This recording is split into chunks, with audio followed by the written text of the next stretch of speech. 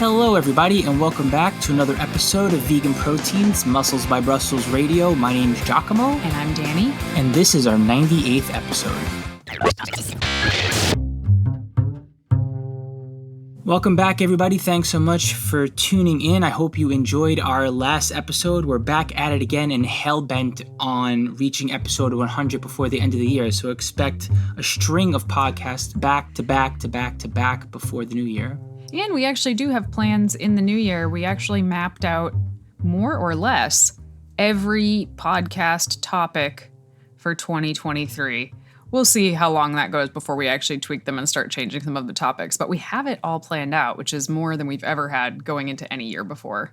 It was a lot of fun. I feel like we need at least 2 or 3 more planning sessions. But yeah, I think the bones of what we're going to be putting out there for next year are laid out, and I am pretty excited for the stuff that we'll be talking about and creating more content together as a team as we're growing, right? Not only do we have someone who's out there helping us edit the podcast, thank you, shameless plug to our editor, Christina. Thanks for the plug, Giacomo. We also have Athena, who's working with us now, so our coaching team is growing, and you'll probably see more and more content with all 3 of us together into the new year, so be on the lookout for that. Yeah, very excited about that.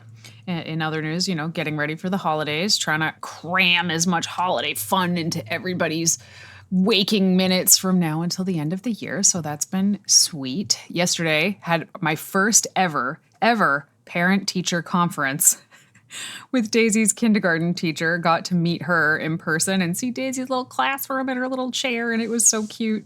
And realized that their classroom faces the playground, like the window. They're on the first floor, and the windows are just like the playground is 2 feet on the other side. I'm like, oh, that is brutal for little people without a lot of impulse control to have to sit there and look at that all day.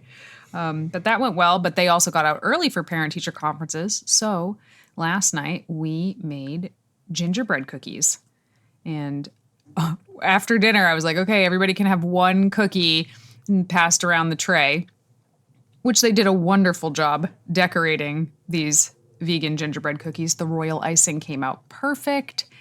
Giacomo takes his cookie, and then as I'm taking the tray away, Giacomo tries to grab a second cookie, and I have to be like, Giacomo, no, everybody gets 1.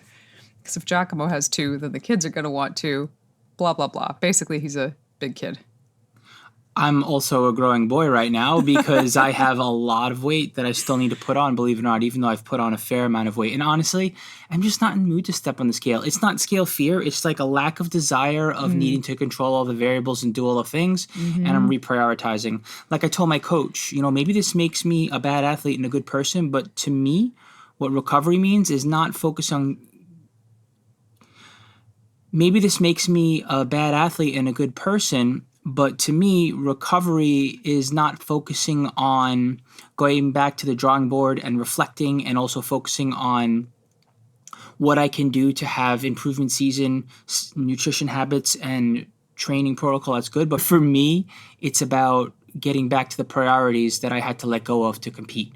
My family, my relationships, my job, my environment, all the things, and also, I could go on and on, but to me, it's I don't know what this has to do with you eating 2 holiday cookies.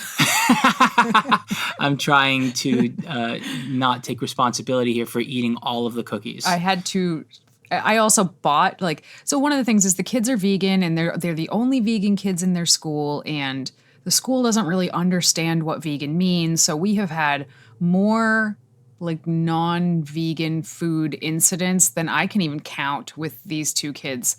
It's frustrating that, teachers can't just check a label or something for milk, not for weird, obscure vegan, non-vegan ingredients, but does this have straight up dairy and eggs in it? Can we not? Anyway, so I try to find some fun snacks to send them to school with so they're not tempted by the cookies they hand out in the classroom because they have fun cookies in their lunchbox. So I bought these 2 boxes of Partake is the brand, holiday flavored cookies. There was a holiday sprinkle and chocolate peppermint cookies. I come downstairs last night, and who's eating the kids' cookies? Who? Santa. Yes, Santa. Santa came early. It wasn't me. Anyway, very funny stuff. So, what are we talking about today? Today's topic is, are women small men? Elaborate, please. Well, I could totally deviate from like where we should be as far as staying in our lane goes, because this is a broad topic. But obviously, as it relates to us, it's the question that we need to ask ourselves here are do we train men and women differently? Right. So he went straight from my notes, are women small men? What we mean is, is it a good idea to train women just as if they were small men? Do you write their training programs the exact same for a woman as you would for a man? And I think it's a really interesting question. And I just wanted to talk about it more on the podcast because I think probably a lot of people have questions about this. And yeah, just thought we could dig into it. Very obviously, women are different than men. Biological women are different than biological men. Therefore, a lot of people think that men and women should be trained very differently. And I think that just like culturally, we can see this. If you just take a big step back and look at the fitness industry as a whole, what do you picture when you think of men training and women training? Like, stop and think about it for a second. Well, the first thing that comes to mind are dudes benching and like how much you bench, bro. And for women, well, this is more of a It's a stereotype, but it's not. Well, it also depends, right? If this was 20 years ago, it wouldn't be all about the booty. These years, it is. It's booty building, glutes, essentially. But even still, yes. So we'll get there. Every woman is focused on the glutes, but they're still lifting much lighter weights. Like in general, you're not seeing women load their barbell up and really push through. We're seeing a lot of banded work with no weights or even body weight work or, HIIT style workouts where it's like they do one exercise and then they jump around for 30 seconds and then they drop into their next exercise and there's like no rest, lightweight, different body parts. Yeah. But just the intensity with which we think about men and women working out, I think is different. When I picture it, and maybe I'm biased because I work in the industry, I picture dudes, loading up their bar, half repping 3 reps, putting it back, and then sitting there for 5 minutes talking to their bros. Women, different thing. They're hustling. They're working really, really hard. Like they're expending a lot of energy, but there's not a lot of intensity to the resistance training that they're doing. They're not moving much weight, is what I'm saying, but they sure are moving a lot. Does that make sense? I get where you're going with this, and I mostly agree. I don't know that that's our entire audience, but there's definitely culturally, that's what you see. Right. One would dare to say more often than not that it's also perpetuated, like having the women's section of the gym, which don't get me started, but I can also sort of understand, I suppose, but like not if I'm being different conversation anyways, for sure. But women's sections, you do see some of that in women's sections or classes that are geared towards women, right? Strength training classes. You don't walk into a strength training class where they hand out 5 and 8 pound dumbbells and see it full of men. Okay? You just don't see that very much. So, again, you're totally right. This is probably not our audience specifically, but culturally, I think it still holds true largely that women and men think they need to train differently. Okay, so let's just pretend that this is something that obviously now that we're aware of and we're like, I don't really need to listen to this. It's still obviously something that's going to affect you on a psychological level, but also what could we gather from this information in terms of how women train differently than men and why? I think that's the big question and the topic that we need to open up here. That's a good point. And I actually didn't think about talking about that in this particular podcast, but I think that there is a reason why women shy away from that style of training. So first, I'm going to back up and say that my viewpoint is that for the most part, women and men should train the same. For the most part. There's some nuances here. We'll get into them later, but largely, women that want to, have some muscle on their body, achieve a kind of lean look, they should be doing heavy compound movements and, strength training hard in a quote unquote normal rep range. And what I mean by that is like anything from like 5 reps to maybe maybe 20 reps on a couple of exercises, but like largely in that 8 to 12 rep range. That's where they should be hanging out the majority of the time. And those reps should be hard.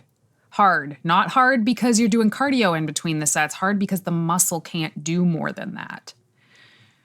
And that is how, a lot of men train. Most men that I talk to, work with, know they're not lifting higher than the 15 rep range, right? Right. But it is super common to see women doing 30, 40, 50 reps of something with virtually no weight. And it's impressive in its own right because it's muscular endurance, but it's not going to get them the physique that they probably want. So where do we go from here in terms of endurance and volume and reps when it comes to women versus men, right? There is a sweet spot, and let's get real here. We are physique and strength focused. That number is the same across the board. Doesn't matter if you're a woman biologically or if you're a man biologically. Like, the principles are the same. You want to create a hypertrophic response, and that means more volume. Within reason, though. You don't want your volume to be so high that the intensity isn't there and you're just cranking out, I don't want to call it junk volume, but you're just not getting the kind of stimulus No, it's junk you want. volume. That's exactly what junk volume is. Okay, fair It's enough. doing an exercise that it just doesn't have enough stimulus to affect the muscle the way you want it to be affected. But you brought up a really great question, like, why do women train that way? Like, why are they gravitating towards that? And I think a lot of it is some myths that we have believed for a really, really long time. And I think a lot of those myths have improved, but they do still exist. For example, the number one myth, the absolute number one myth about weightlifting in women is that if they lift heavy, they will get bulky. That is, again, it's improved a lot, but it is still there and I still hear it. Well, and there were all kinds of trigger words, and I feel like in our earlier years of coaching, we shied away from them because we didn't want to ruffle feathers and we didn't want to offend people. But these days, I like breaking down trigger words and making them not as scary. In other words, when I first started coaching, I had to tread lightly around using a word that wasn't toned when it came to training my female clients, which, let's get real here, vegan audience, I'd love to see a little more balance, but, we mostly train women. That's just the way it works. Anyways, long story short, I don't want to use the word tone ad nauseum. And I don't want to wait for the client to be like, I want to be strong. I want to gain muscle. I want to build mass. You know what I mean? But like, those are the things you need to do when you want to be when you want to have that quote unquote toned look. All tone means is that you have a shape when you're lean. It's as simple as that. Yep. You might have some words that are more comfortable for you to get to that process. And as a coach, I'll navigate like that. But I also don't want to tread so lightly that we don't start focusing on the things we need to. We need to pivot the conversation, and we need to change the game up here and talk about how you want to be strong. You want to put on not only lean muscle, you want to put on, dare I even use the word, mass. Yeah. Yeah, it's a great point, and it's, it's funny you say we didn't want to ruffle feathers back then. I feel like I ruffled way more feathers 10 years ago than I am willing to do now, but I used to just straight up jump down someone's throat if they said they wanted to be toned. I would be like, hey, but do you even know what that means? Do you understand what you're asking for? Because they'd say, I don't want to build muscle. I just want to get toned. And like, my brain just couldn't let that slide, even though I knew what they meant. I had to educate them about what that meant. I've grown a lot since then. But, to be toned means to build muscle and to lose fat. You are not toning your fat into muscle, which is what a lot of women grow up to think, that they are just, firming up their body by kind of turning one tissue into another tissue. It doesn't work that way, guys. Your fat doesn't get harder.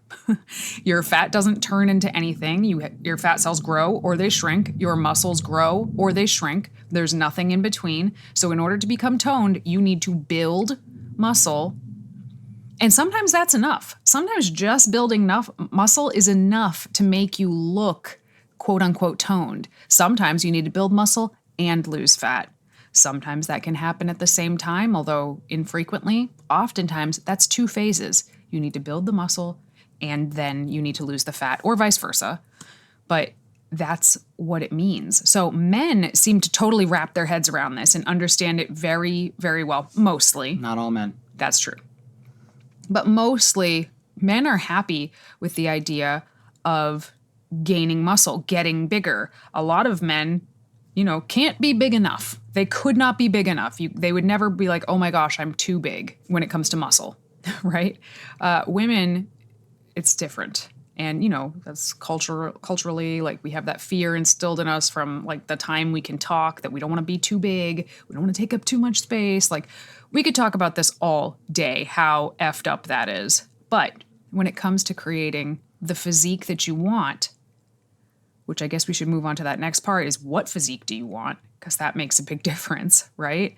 A lot of people are going to have to put some goddamn weight on the bar and push it hard. Right. And here's where I'm going to not be too biased in terms of what I think my female athletes want versus what they're asking for. Mm-hmm. You can have any kind of body you want. Right. The basics are still the basics. The foundation is still the foundation. Like Danny said, you need to build muscle, right? So I could sit here and classically be like, oh yeah, you probably want big delts and you want big glutes and you want nice hamstrings, but not too much of any of that, and you want that look. You know what I mean? But like not everybody wants that. Some people literally do want to be lean and on the smaller side, and that's okay. Like, there's nothing wrong with that. I'm not sitting here trying to twist your arm and change what you want. What I am still saying, though, is even with that kind of look, you ain't going to get there if you don't focus on building, if you don't focus on strength, if you don't focus on muscle gain. And I don't want to be afraid to say those things, because without all those things, without committing to that stuff, and words do matter, that smaller, leaner look that you want, you ain't going to get there. You know what I mean? And then, of course, there are the stereotypes when it comes to bodybuilding, or the classics, I should say, like the bikini look or the figure look. And we very much so play to those. And sometimes we even steer people in that direction when they're like, I don't really know what I want. Or they like can't quite articulate or point their finger out, but they just start saying things. We're like, I know what you're looking for. But there are outliers, and there are these instances in men too. Yes, there are stereotypes, but just like women, men want all kinds of different bodies. So our job is to not tell you what you want. Our job is to listen and steer you, or just straight up be like, okay, you got this idea in mind, but yes, you still need to, and I reiterate, get stronger, build, and put on muscle. Yes, almost everybody. Like almost every single person, regardless of their goal, is going to need to build/gain muscle in some areas of their body, at least, right? Almost every single person. Now, you're right. There are the occasional outliers. I have worked with female bodybuilders, not bikini, not figure. Like they compete in the bodybuilding category. These are the biggest, muscliest women ever. And one of the ones I worked with had previously, not working with me, but had previously been on steroids for a long time. She was jacked.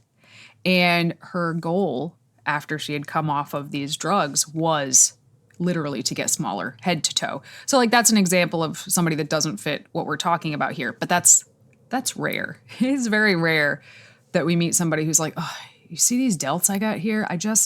I'm done. I am done with these delts. How do I get rid of them? Most of the time, people will describe the physique that they want, or sometimes send a picture of the kind of physique that they want. And from there, we can be like, okay, here's what you need to do. But it almost always involves building muscle somewhere, even if it is a pretty petite, slim physique. Usually they have glutes, they have hamstrings, they have abs. Those abs are muscle. You need to build it there, or you're not going to have it when you get lean enough. Of course, when people use other people's photos as goalposts, that always comes with its own host of issues, because your body is your body, their body is their body. It's going to look different. Don't know what to tell you, because we're all different. But it still gives us an idea of the direction that they want to go. So when we talk about men and women training differently, we're going to go with some stereotypes here.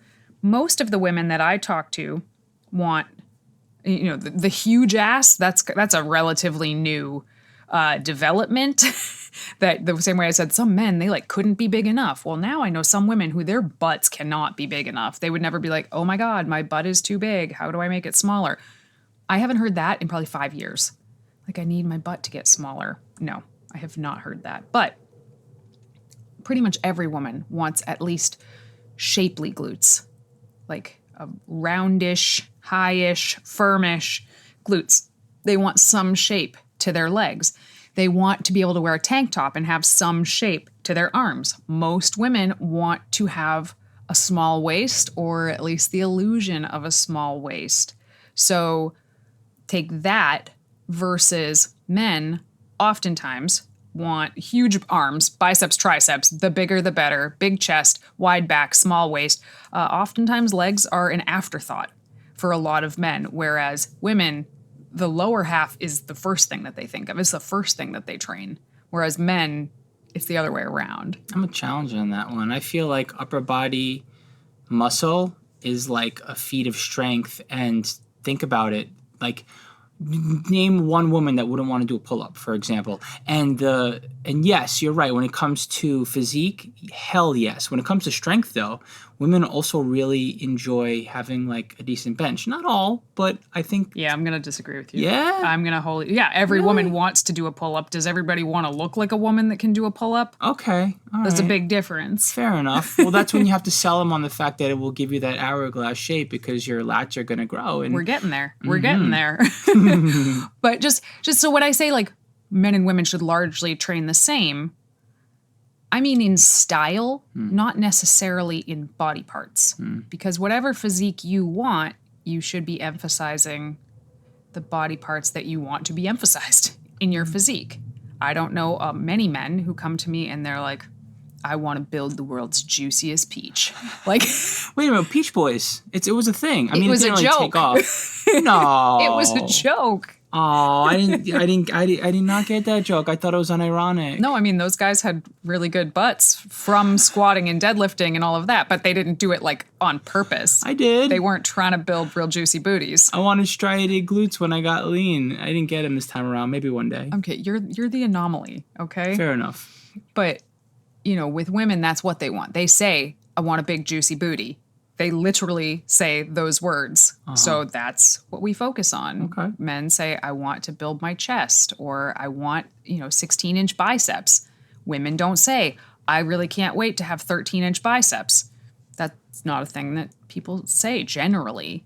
So when building the programs, they're going to look quite different depending on the person. And I mean, you can have 5 women and all of their programs look different depending on what their goals are, but generally, those are some of the differences. But we should still be seeing, 3 to 4 sets of 8 to 12 reps of compound movements, training body parts once or twice a week, sometimes more depending on how much emphasis you want to place on that body part. And you should be bringing it in lifting to, an RPE 8, which is 2 reps in the tank for most of your sets in somewhere in, a hypertrophy rep range. And I think that there are some differences when we're all starting out. Women are going to be responsive to the training stimulus in a different way in the beginning, but the deeper you get into it, the less differences there are, right? So the more serious you become at whatever it is that you're trying to accomplish in the gym, the less differences that you'll see between yourself and, say, a male lifter if you're a female listening, or vice versa for that matter. What do you mean by that? I don't know what you mean. Well, here's what I mean, right? So let's just say, for argument's sake, women have more endurance and they can theoretically crank out more reps without being as fatigued as men. Does that mean that women don't belong in powerlifting because they're not going to excel as much? No, because maybe in the beginning it might look a little different as far as like how you're training, but you want to train for the sport that you want to get better at, and you don't want to be discouraged as far as being in that sport goes. So what I'm trying to say is you invest the time and 5, 10, 15 years down the road, there are not as many differences as far as your work output and how you respond to it because you're training in a specific way for a specific response, regardless of whether you're a male or female lifter. Mm-hmm. And the saying like dress for the job you want, not the job you have. The same thing kind of applies to training in some ways. It's like you want to train like the athlete you want to be.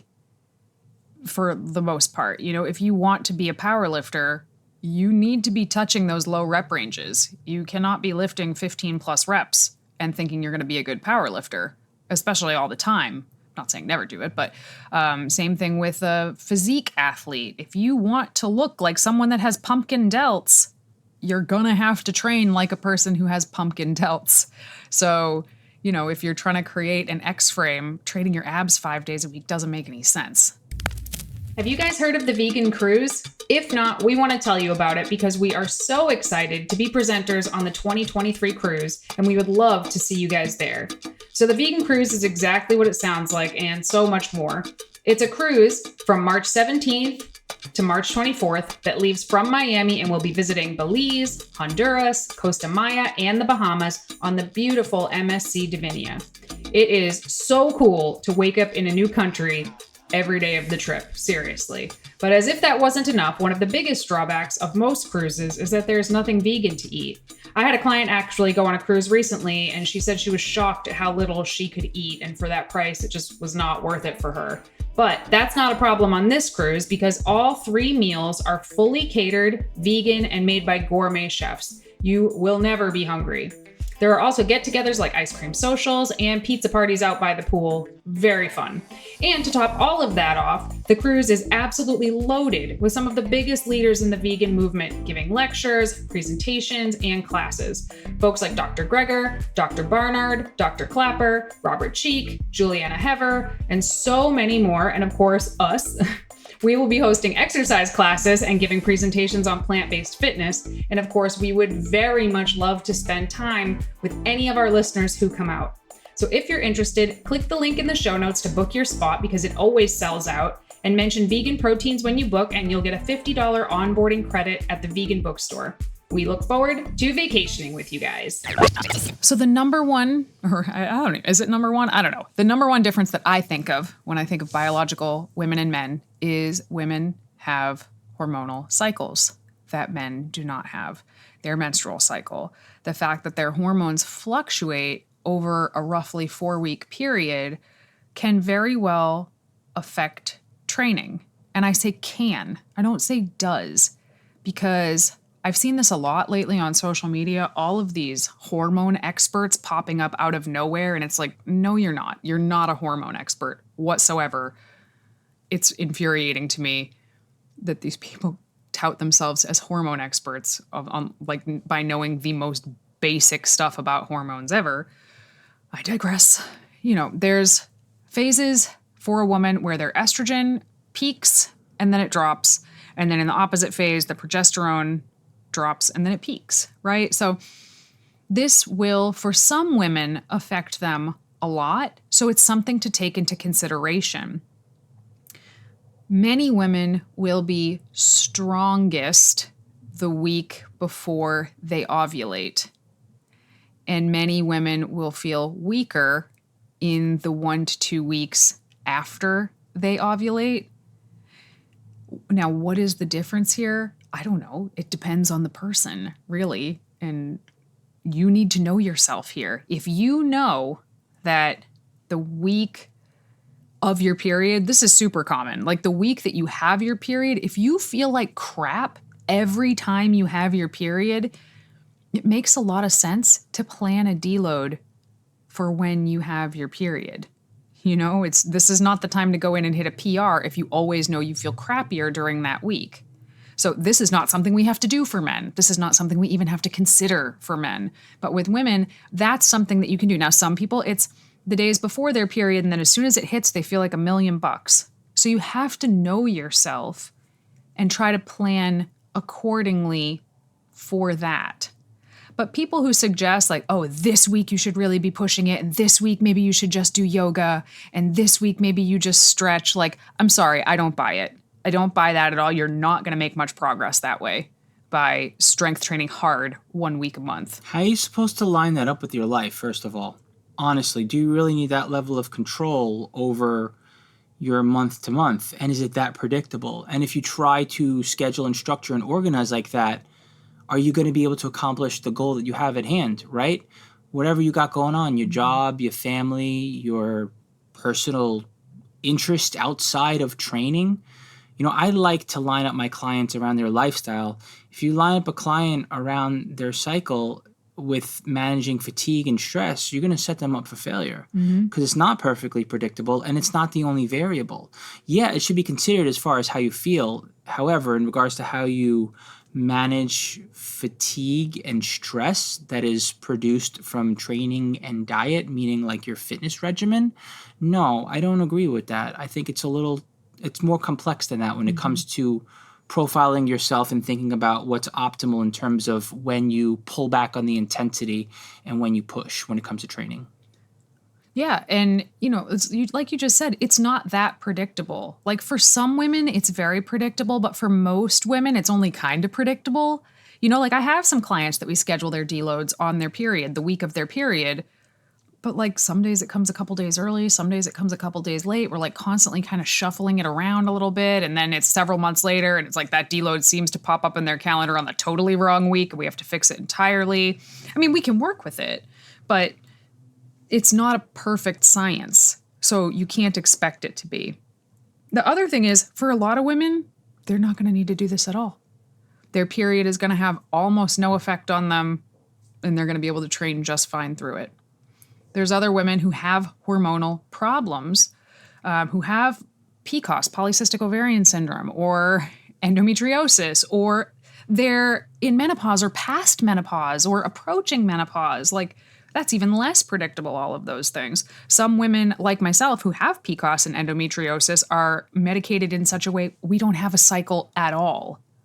So I think to just say, oh, well, we need to train all women like this is a little bit insulting and kind of, again, I'm thinking back to all the things I've seen on like Instagram and like arrogant. It's arrogant to think that you could possibly spit out blanket information about other people's cycles and how to fix some of these problems like endometriosis by like getting sunlight without sunglasses on. Get out of here. Like, I don't want to hear it.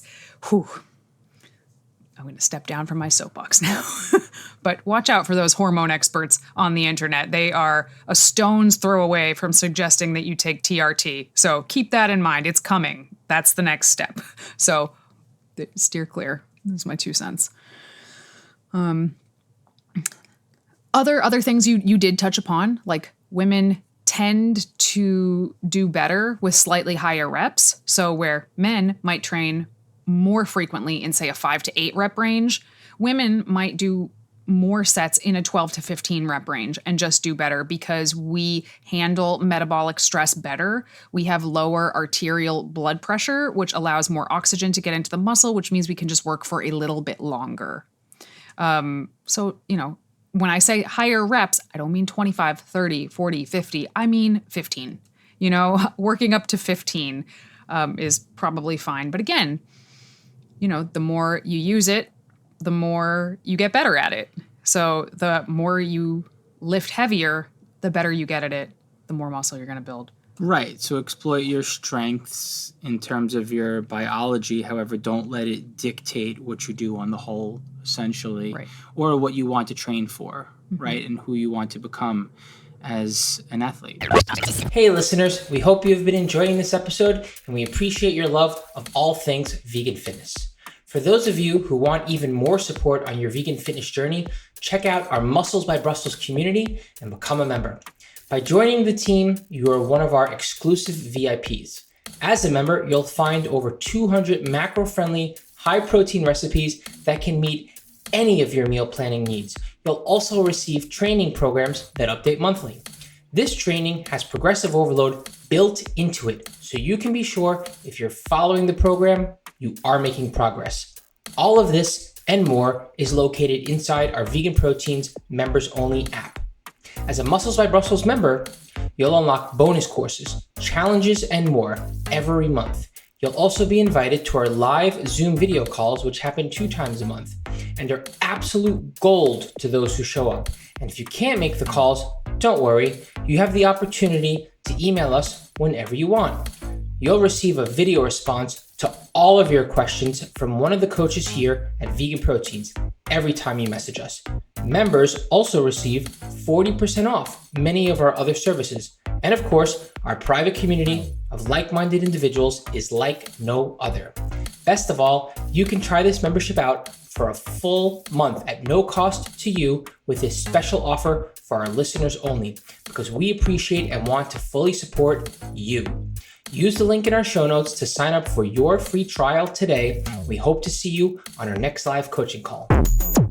All right, so to sum that up, should women train the same as men?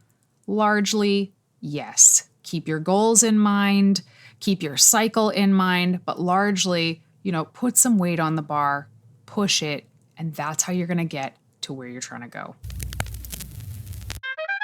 All right, moving on to our question and answer segment. This one is for Giacomo. How long should one stay in a surplus or maintenance for muscle gain before going into a deficit for fat loss?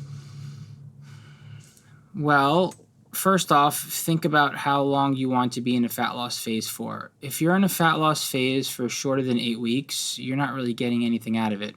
Second thing to consider is how long have you taken a break from dieting?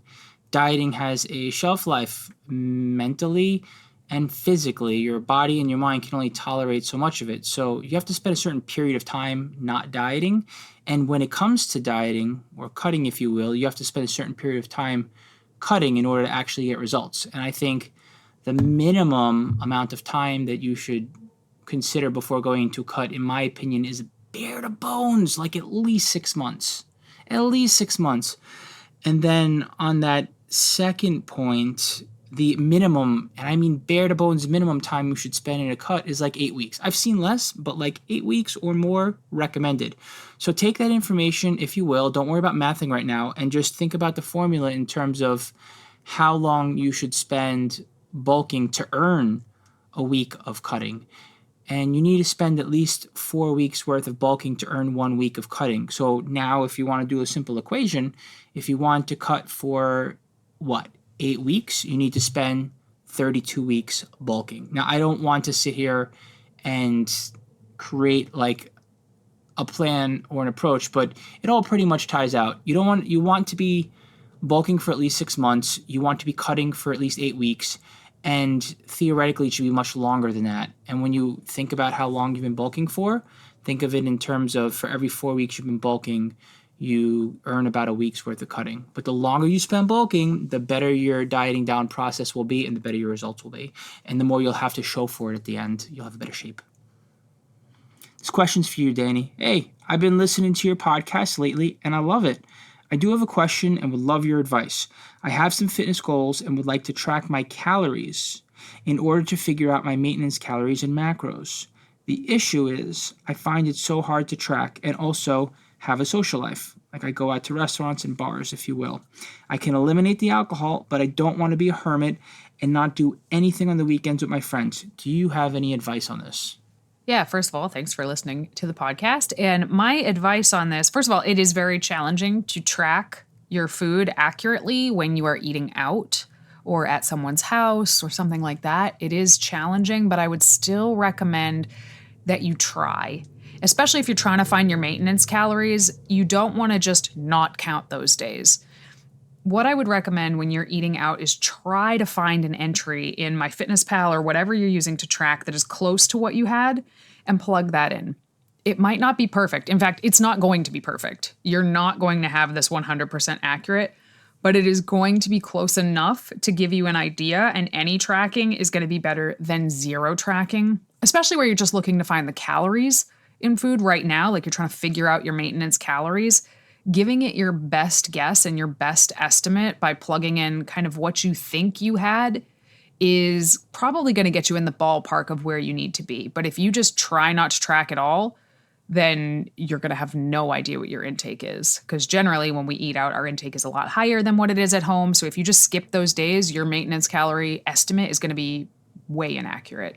So I know that it's hard to track when you're eating out, but just give it your best shot. Try and estimate what you had by, if you had pizza at a restaurant, if you had vegan pizza at a restaurant, go into MyFitnessPal, plug in medium vegan pizza, and, pick something that looks like it's probably in the ballpark of what you had. If you had a big, fat, thick crust pizza, you're going to pick one that has more calories in it. If you had little, thin cracker crust pizza that didn't have a lot of vegan cheese on it, you're going to pick one that has fewer calories in it. It's not going to be perfect, but it's going to be good enough to get you on the right path. All right, everybody, thank you so much for tuning in to another episode of Vegan Proteins Muscles by Brussels Radio. Please feel free to reach out to us on Facebook, Instagram, YouTube, at Vegan Proteins and at Muscles by Brussels, or go to veganproteins.com. Click the contact button, check out some of our free resources there. We would love to hear from you. My name is Danny. And I'm Giacomo. And we will talk to you soon. Stand in the